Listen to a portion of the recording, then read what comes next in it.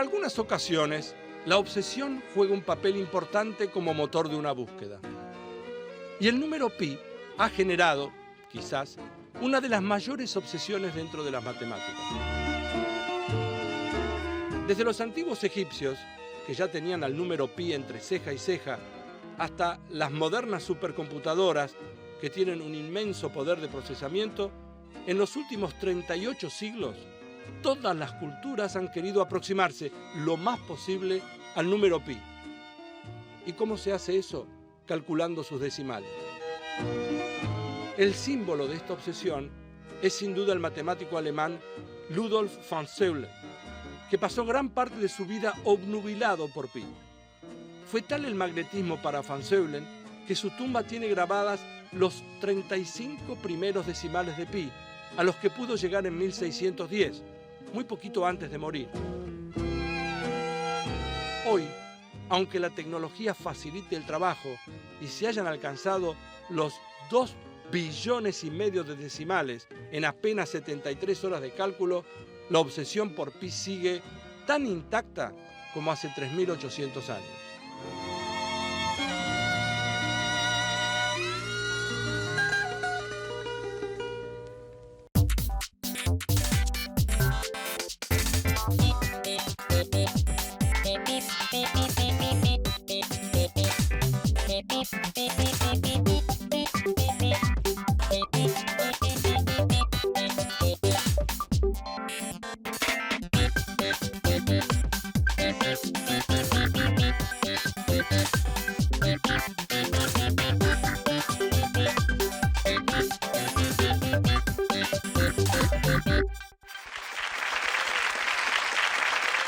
¿Qué dicen? ¿Cómo están? ¿Cómo les va? Bienvenidos a Alterados por Pi, esto siempre por el canal Encuentro. Hoy vamos a hablar de un número que uno escucha hablar muchas veces y no necesariamente entiende de qué le están hablando. A uno le están hablando del número pi. ¿Qué es pi? Entonces yo lo que les voy a proponer de entrada es que hagamos lo siguiente. Ustedes tienen seguramente en cada uno de los lugares donde están sentados había algo circular. ¿Lo tienen? Aparte de tener una placa, hay algo circular. ¿Lo tienen todos? Yo tengo esto, no sé qué tienen ustedes. ¿Tienen algo aparte con qué medir, algo como para enrollar? Todos tienen. Bueno, vamos a hacer una cosa. Y esto invito a las personas que están en la casa, si pudieran, a que hicieran lo mismo. Agarren cualquier lata, cualquier cosa que tenga, que sea parecida a un cilindro. Y hagan lo siguiente. Midan la longitud de la circunferencia, como si esto estuviera cortado así, la longitud de esta. Vamos a medirla. Entonces, hagan una marca en el lugar en donde aproximadamente da toda la vuelta. ¿Pueden hacer eso? Seguro, ¿no? Bueno, fenómeno. Entonces, ahora, ¿saben lo que es el diámetro de esta circunferencia? Si esta es la circunferencia, ¿cuál es el diámetro? El diámetro es exactamente la distancia que va de este extremo a este extremo. Fíjense cuántas veces entra lo que ustedes marcaron recién, cuántas veces entra ese diámetro. O sea, yo lo voy a poner y voy a marcar y me da 1, después 2. ¿Cuánto les da? 3 y un poquito más. ¿Está bien? Lo que pasa es que habría que averiguar cuál es ese poquito más. Ahora, antes de avanzar, lo extraordinario de esto, y les pido que me presten atención, es que yo tengo acá un círculo o una circunferencia con esta vasija. Ustedes tienen otra cosa que parece una tapa de algo, como si fuera y tienen inclusive distintos tamaños, por lo que veo, porque hay algunos más chicos, otros más grandes. Si yo tuviera, por ejemplo, una goma de auto, o una goma de bicicleta, o si tuviera como un salvavidas y cortara también, hiciera una... O si mirara la luna y la veo redonda de esa manera. ¿Está bien? Como cuando uno mira la luna llena y la ve redonda de esa forma, como un círculo grande. Si uno midiera el perímetro, o sea, la longitud de la luna, y pudiera hacer un corte como hicieron ustedes, y después pusiera ese corte, esa medida, y quisiera ver cuántas veces entra el diámetro, ¿saben lo que va a pasar? ¿Qué va a pasar? ¿Que va a dar qué? ¿Cuánto va a dar? Otra vez le va a dar 3 y un poquito. Fíjense que más allá de lo que pase, cuán chico o cuán grande sea el circulito o la circunferencia, siempre da lo mismo cuando uno toma la medida de la circunferencia y la divide por el diámetro. Ahora, esta situación ya la conocían los egipcios, la conocían los babilonios, los indios, los griegos, pero hasta que en el siglo III antes de Cristo, Arquímedes dijo, yo quiero ver si soy capaz de medir para saber ese poquito que falta, ¿cuánto es ese poquito? Si yo tuviera en lugar de una circunferencia, tuviera un triángulo, ¿ustedes sabrían medir el perímetro del triángulo?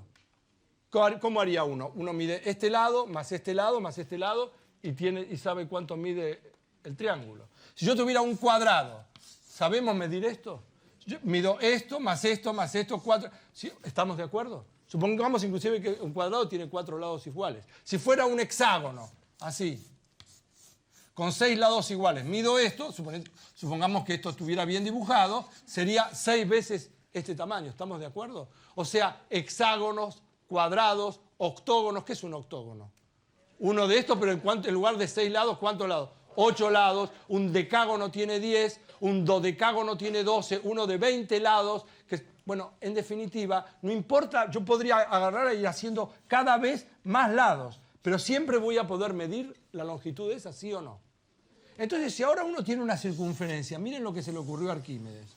Arquímedes dijo, si yo voy a tratar de aproximar esto, si yo pusiera un cuadrado acá, puedo medir esto, más esto, más esto, más esto, pero le voy a errar en mucho. ¿Se entiende lo que estoy diciendo? Entonces él dijo, no, pero en lugar de poner un cuadrado, ¿por qué no hago otra cosa? En lugar de un cuadrado, ¿por qué no pongo un hexágono? Entonces voy a agarrar y voy a poner primero, entonces en lugar de tener así, voy a poner un hexágono. Entonces hizo esto. ¿Se va a acercar más o no? Se acerca más. Muy bien. Miren lo que pasa. Entonces, él tenía la circunferencia. Entonces agarró y le puso un hexágono. Y empezó a medir. Y después, con uno de 12 lados, ¿está más cerca o no está más cerca? Y después puso uno 24 lados. Y miren lo que pasa. ¿Se acerca más o no? Cuanto más lados pongo, ¿qué es lo que está sucediendo entonces? ¿Le estoy errando en menos? Sea lo que sea, cuantos más lados tiene el polígono, me voy a acercar más. Y fíjense lo que hizo entonces Arquímedes. Él dijo, voy a agarrar y voy a hacer lo siguiente. Voy a poner, si esta es la circunferencia, voy a aproximar por acá con un polígono. Y después dijo, voy a hacer lo mismo por el lado de afuera. Puedo hacerlo como, si fuera esto, podría hacerlo así, por ejemplo. ¿Entienden lo que digo? Lo hace por afuera también. Entonces, ¿qué es lo que está seguro él? Que el perímetro de la circunferencia está entre qué número y qué número. Entre el perímetro del polígono más chico y el perímetro del polígono más grande. ¿Estamos de acuerdo? Entonces miren, y ahí se ve perfectamente en la pantalla, cómo él se fue acercando y entre los de afuera y los de adentro fue acotando el valor de esa longitud de esa circunferencia. Uno podría pensar lo siguiente, una circunferencia sería un polígono de ¿cuántos lados entonces? Es como si tuviera un polígono de infinitos lados. Si uno pudiera hacer un polígono de infinitos lados, sería una circunferencia, en donde cada puntito es como si fuera el lado. Es notable, y fíjense que las cuentas que le dio Arquímedes, él demostró que con un polígono de 3092 lados, no lo hizo Arquímedes, esto porque estaba cansado después de un poco, digamos, pero se puede demostrar que con un polígono de 3092 lados, entonces uno puede aproximar lo que quiere hasta 5 decimales. Pero ahora todo esto derivó en que un grupo de personas empezaran a pensar qué nombre le vamos a poner a esto. Ustedes vieron que personas que se llaman Juan José, nosotros en castellano, ¿cómo les decimos? ¿Le decimos JJ o no? No le decimos así. A los Juan Carlos no les dicen JC o como en una serie de televisión que le decían JR. Bueno, fíjense que en griego las palabras perímetro y periferia,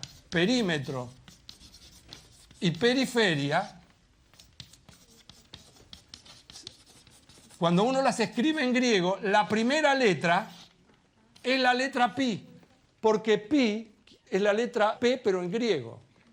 Entonces, en aquella época, como veían que aparecía esta constante todo el tiempo asociada al perímetro y a la periferia, ven que la primera letra es pi.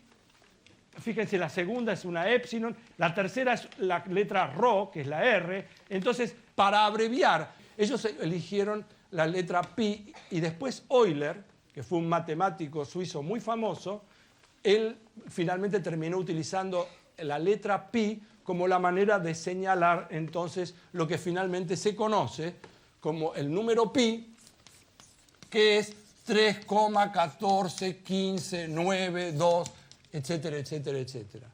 Lo extraordinario de todo esto es que este número pi después terminó siendo un número irracional. ¿Qué quiere decir irracional? Que no se puede escribir como cociente de dos números enteros. Es un número trascendente, lo cual en todo caso ya significa que no es raíz de ningún polinomio con coeficientes enteros, pero, o sea, tiene un montón de propiedades. Y a medida que íbamos avanzando con el tiempo, el número pi empezó a estar asociado a circunferencias y al perímetro, de tal manera que, ¿cómo se calcula entonces el perímetro de una circunferencia? El general, el perímetro de la circunferencia es entonces, si uno tiene una circunferencia así, el perímetro es L, que no conozco, lo que uno puede calcular es el diámetro, pi por el diámetro es la longitud de la circunferencia. Y si uno quiere calcular el área de esto, ¿el radio cuánto es? Si uno sabe el diámetro. El radio es la mitad del diámetro. Entonces, si uno quiere calcular el área de del círculo, esto es pi por el radio al cuadrado. Pi por radio al cuadrado, que es una fórmula que todo el mundo escuchó. Y después, por otro lado, inclusive si uno hace una esfera que tiene un determinado radio y quiere calcular el volumen de la esfera, o sea, si uno tiene una esfera, inclusive si uno quisiera calcular el volumen de la Tierra, si uno supiera el radio, el volumen de la Tierra se calcula como 4/3 de pi por radio al cubo. O sea, estas fórmulas todas involucran al número pi. En definitiva, aparece pi de una manera desde que apareció y lo descubrieron, apareció para quedarse para siempre. Y está ligado en muchísimos lugares, aún en lugares inesperados. Entonces lo que voy a hacer ahora, antes de hacer un recreo, voy a invitar, ¿quién de ustedes quiere pasar un minuto y me ayuda? ¿Vos querés pasar? Vení. ¿Cómo te llamas? Mariano. Mariano, vení. Bueno, les voy a contar qué vamos a hacer antes del recreo y lo vamos a tener a Mariano tirando esto. Fíjense, esto, ponerlo en el piso, para ver si la medida... Ven que la medida de la aguja es exactamente como si fuera el... Levántalo, por favor, ahora, Mariano. Entonces vamos a hacer lo siguiente, vamos a hacer un experimento. Él va a empezar a tirar esto más o menos desde 30 centímetros, desde acá, un poquito más arriba. Y lo que vamos a hacer es contar, él la va a dejar caer, vamos a contar de todas las veces que él tira, cuántas veces, cuando él tira, toca alguna de las líneas o cuántas veces cae y no toca ninguna de las dos. Y vamos a ir haciendo las cuentas juntas, mientras tanto hacemos una pausa, hacemos un recreo aquí en Alterados por Pi y volvemos con Mariano tirando agujas. Empezamos. Dale. Una y una. Por ahora vamos una de una. Nosotros vamos al recreo.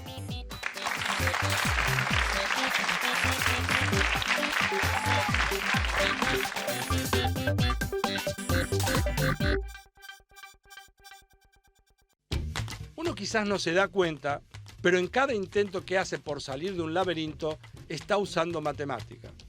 Y para probarlo, le propongo que trate de ver cómo se saldría de este laberinto. Un posible recorrido podría ser este. Pero, ¿será la única forma? Y en todo caso, ¿será este el camino más corto? Y aquí se presentan las matemáticas para ayudarnos, ya que en algún sentido las matemáticas tratan de buscar algún procedimiento que, al aplicarlo, nos sirva para salir de cualquier laberinto. ¿Existirá ese procedimiento? Si el laberinto es como el anterior, que tiene una entrada y una salida en el borde, entonces se puede decir que sí, que existe. Lo que hay que hacer es ir con la mano derecha siempre sobre la pared. Entonces, como la salida también se encuentra sobre la pared, en algún momento la vamos a encontrar. Claro, no garantiza que vamos a encontrar el camino más corto de esta forma. Lo que sí es garantía es de que uno va a salir del laberinto. Ahora, probemos este procedimiento, el de la mano apoyada siempre en la pared, en el siguiente laberinto. Como usted se da cuenta, el sistema sirvió, pero claramente el camino que elegimos no es el óptimo, porque nos metimos varias veces en lugares de los que después tuvimos que salir. E incluso al final el camino se hizo más largo. Uno resuelve el problema, pero el procedimiento quizás nos haga tardar días si el laberinto tiene un tamaño considerable. Aunque suene algo lejano a lo que imaginamos como un trabajo científico, hoy en día muchas computadoras y también matemáticos trabajan para encontrar algoritmos que permitan recorrer un laberinto en un tiempo razonable.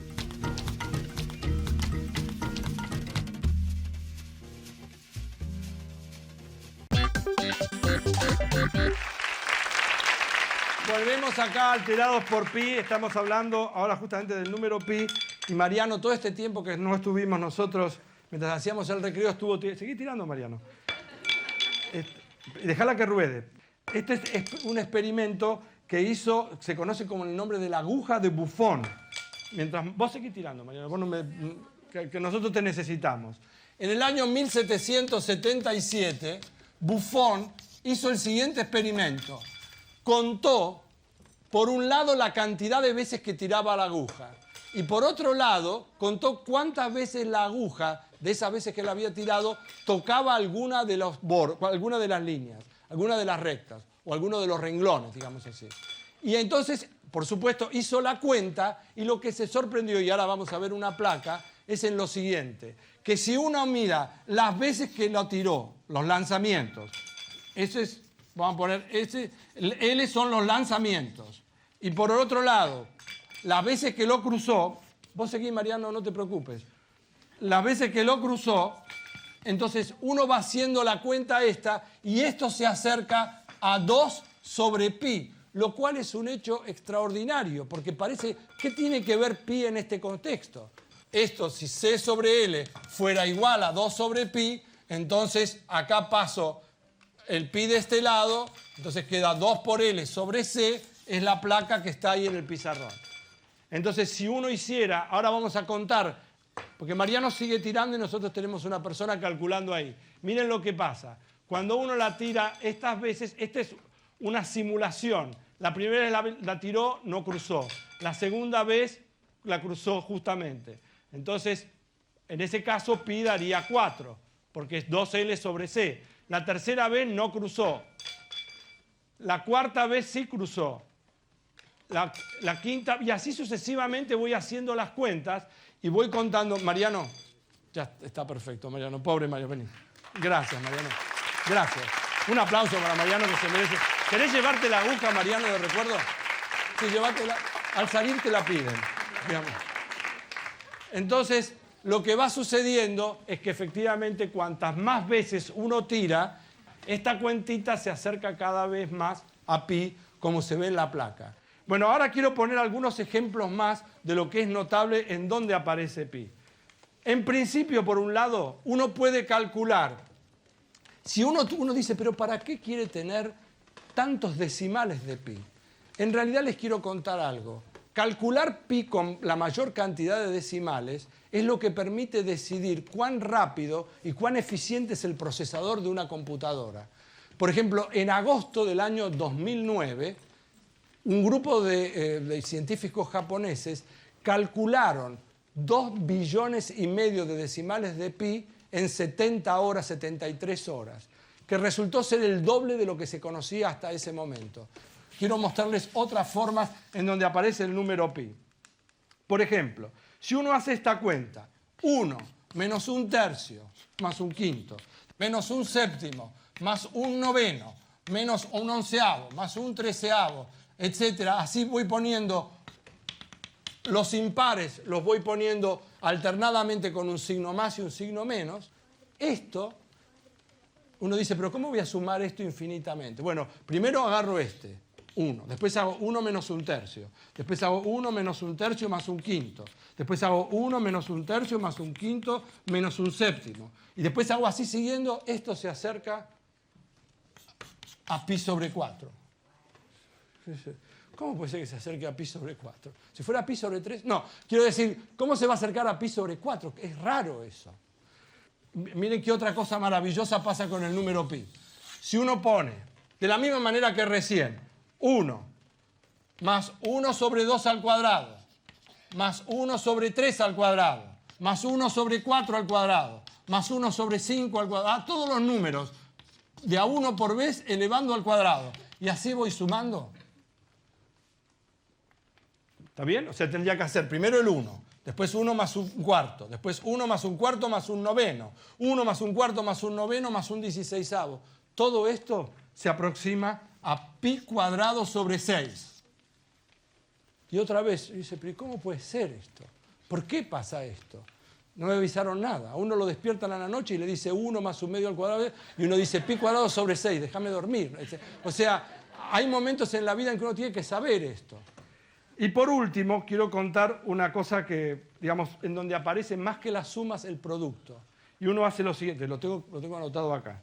Si uno hace 2 sobre 1 multiplicado por 2 dividido 3, por 4 dividido 3, por 4 dividido 5, por 6 dividido 5, por 6 dividido 7, por, ¿qué vendría acá ahora? 8 dividido 7 por 8 dividido 9. ¿Entienden lo que va pasando? ¿Cómo lo voy formando? Bueno, esto también se acerca a pi sobre 2. Esto es lo que se llama un producto infinito. Entonces, para resumir, el número pi es un número que aparece mucho más que en circunferencias, círculos, esferas, etc. Es una constante que aparece en muchísimas partes y encima está ligado en procesos probabilísticos, como hemos visto recién con la aguja, y también aparece involucrado en las sumatorias infinitas, series infinitas o productos infinitos. Vamos a un recreo e inmediatamente seguimos con Alterados por Pi.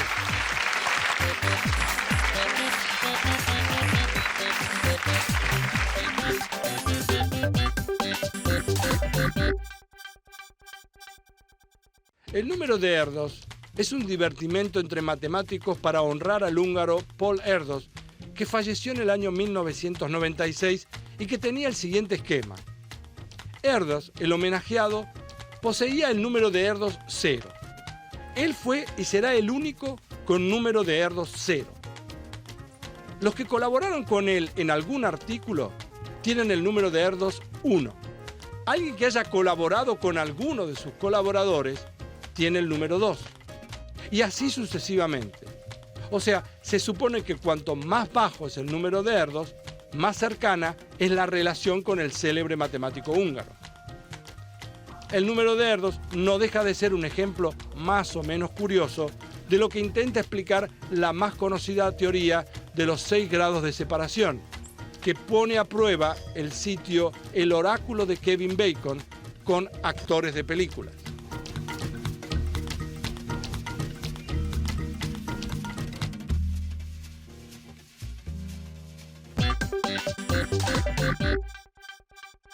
Muy bien. Para terminar el programa, vamos a hacer lo siguiente. Vamos a hacer un juego y yo voy a invitar a los que están en la casa para que hagan lo mismo. Ojalá que tengan un papel y un lápiz para poder hacerlo y si no, piénsenlo. Piensen, elijan sin decirle al de al lado, piensen un número cualquiera entre 1 y 9. No hace falta que anoten nada, es muy fácil, elijan uno de los 9 números. Al número que eligieron, multiplíquenlo por 9. El que sea, el que eligieron, multiplíquenlo por 9. ¿Ya está? Muy bien.